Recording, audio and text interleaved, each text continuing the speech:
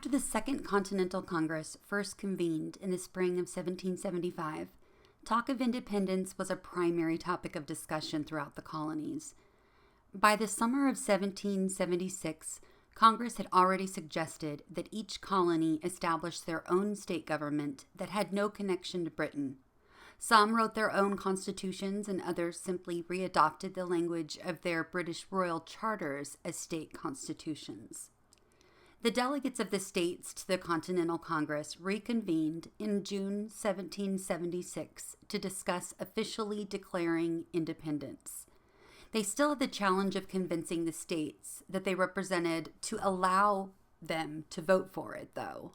In order to do that, they needed to draft such a document so they had something to show the states. So on June 11th, the Continental Congress appointed Thomas Jefferson of Virginia, Benjamin Franklin of Pennsylvania, John Adams of Massachusetts, Robert R. Livingston of New York, and Roger Sherman of Connecticut to a committee of 5 to draft a declaration. However, the majority of the writing was done in just 17 days by Thomas Jefferson under the committee's advisement. Richard Henry Lee, delegate of Virginia, proposed first voting on a brief Resolution of Independence, also known as the Lee Resolution. On July 2nd, the Resolution of Independence was passed by the Second Continental Congress. It stated, "Resolved that these united colonies are, and of right to be, free and independent states, that they are absolved from allegiance to the British Crown, and that all political connection between them and the state of Great Britain is, and ought to be, totally dissolved, that it is expedient forthwith to take the most effectual measures for forming foreign alliances, that a plan of confederation be prepared and transmitted to the respective colonies for their consideration and approbation."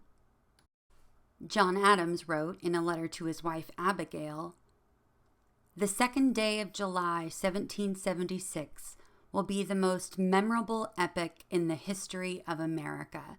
I am apt to believe that it will be celebrated by succeeding generations as the great anniversary festival, with pomp and parade, with shows, games, sports, guns, bells, bonfires, and illuminations."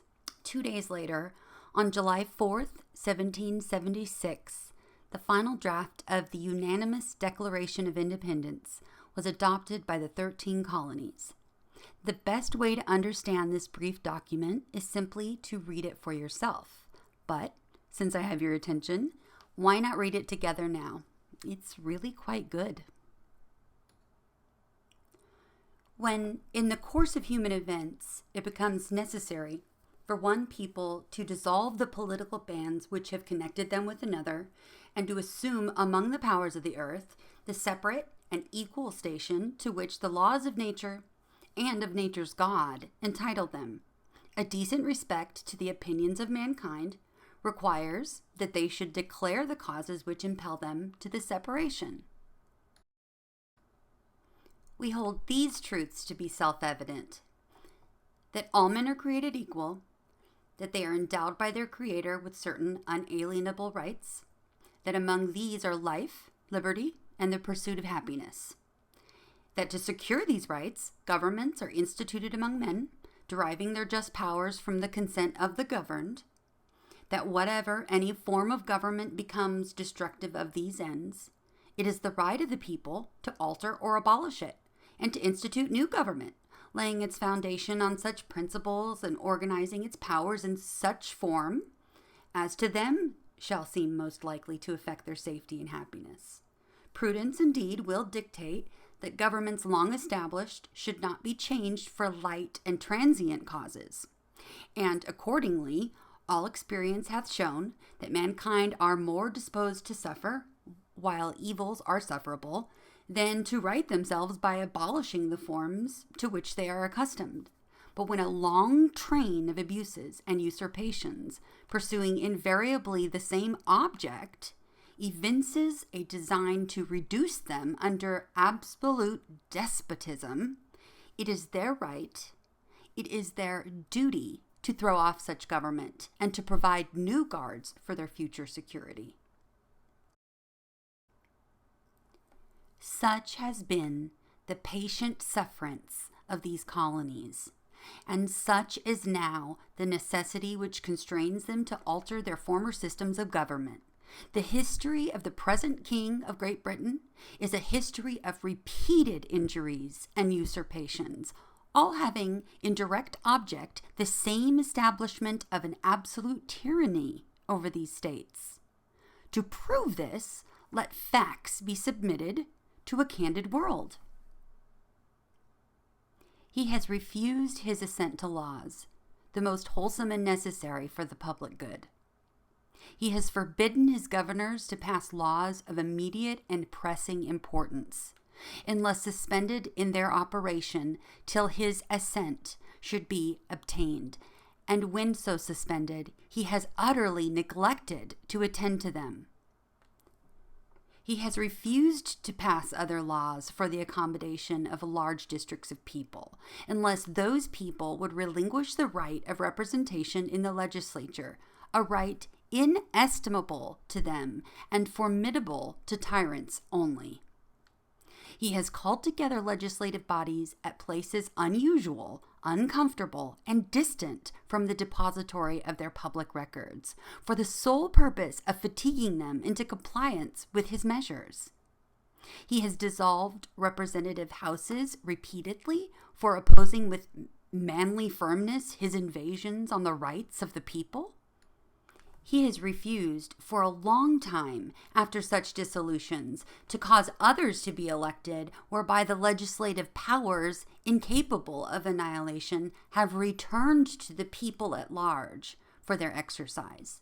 The state, remaining in the meantime, exposed to all the dangers of invasion from without and convulsions from within. He has endeavored to prevent the population of these states, for that purpose obstructing the laws for naturalization of foreigners, refusing to pass others to encourage their migrations hither, and raising the conditions of new appropriations of lands. He has obstructed the administration of justice by refusing his assent to laws for establishing judiciary powers. He has made judges dependent on his will alone for the tenure of their offices and the amount and payment of their salaries. He has erected a multitude of new offices and sent hither swarms of officers to harass our people and eat out their substance. He has kept among us, in times of peace, standing armies without the consent of our legislatures. He has affected to render the military independent of and superior to the civil power. He has combined with others to subject us to a jurisdiction foreign to our Constitution and unacknowledged by our laws, giving his assent to their acts of pretended legislation, for quartering large bodies of armed troop among us, for protecting them by a mock trial from punishment for any murders which they should commit on the inhabitants of these states, for cutting off our trade with all parts of the world, for imposing taxes on us without our consent, for depriving us, in many cases, of the benefits of trial by jury, for transporting us beyond seas to be tried for pretended offenses, for abolishing the free system of English laws in a neighboring province, establishing therein an arbitrary government, and enlarging its boundaries so as to render it at once an example and fit instrument for introducing the same absolute rule into these colonies, for taking away our charters, abolishing our most valuable laws, and altering fundamentally the forms of our governments, for suspending our own legislatures and declaring themselves invested with power to legislate for us in all cases whatsoever, He has abdicated government here by declaring us out of his protection and waging war against us. He has plundered our seas, ravaged our coasts, burnt our towns, and destroyed the lives of our people. He is at this time transporting large armies of foreign mercenaries to complete the works of death, desolation, and tyranny already begun, with circumstances of cruelty and perfidy scarcely paralleled in the most barbarous ages, and totally unworthy of the head of a civilized nation. He has constrained our fellow citizens taken captive on the high seas to bear arms against their country, to become executioners of their friends and brethren, or to fall themselves by their hands. He has excited domestic insurrections among us, and has endeavored to bring on the inhabitants of our frontiers the merciless Indian savages whose known rule of warfare is an undistinguished destruction of all ages, sexes, and conditions. In every stage of these oppressions, we have petitioned for redress in the most humble terms. Our repeated petitions have been answered only by repeated injury. A prince whose character is thus marked by every act which may define a tyrant is unfit to be the ruler of a free people. Nor have we been wanting in attentions to our British brethren. We have warned them from time to time of attempts by their legislature to extend an unwarrantable jurisdiction over us. We have reminded them of the circumstances of our emigration and settlement here. We have appealed to their native justice and magnanimity, and we have conjured them by the ties of our common kindred and to disavow these usurpations, which would inevitably interrupt our connections and correspondence. They too have been deaf to the voice of justice and of consanguinity.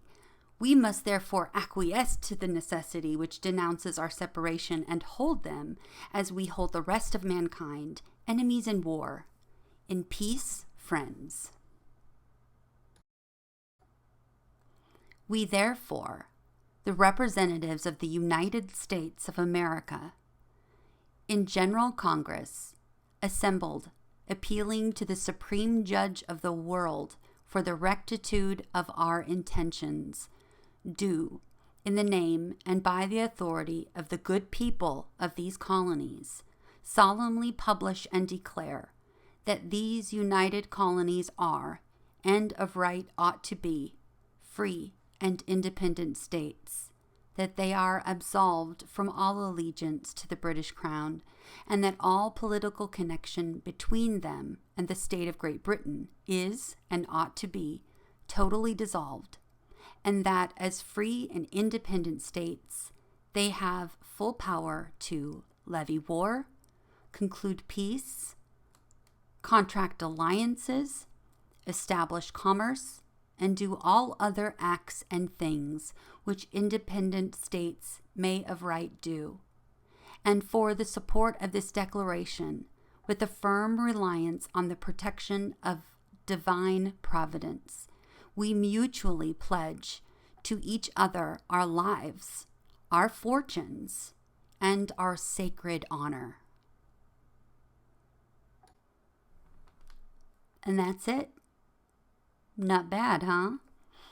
So the statement that all men are created equal and have inherent natural rights that include life, liberty, and the pursuit of happiness was pretty revolutionary at the time. It was inspired by the writings of English philosopher John Locke, whose writing was well known and further reinforced among the colonists by the overwhelming popularity of Thomas Paine's book Common Sense, published just 6 months prior. The concepts of equality, natural rights, and a government established through a social contract with the people became defining and fundamental ideals of the American national identity. But more important at the time was the new legitimacy that the official declaration provided to the colonies in the eyes of foreign governments, from whom the colonies sought badly needed military aid.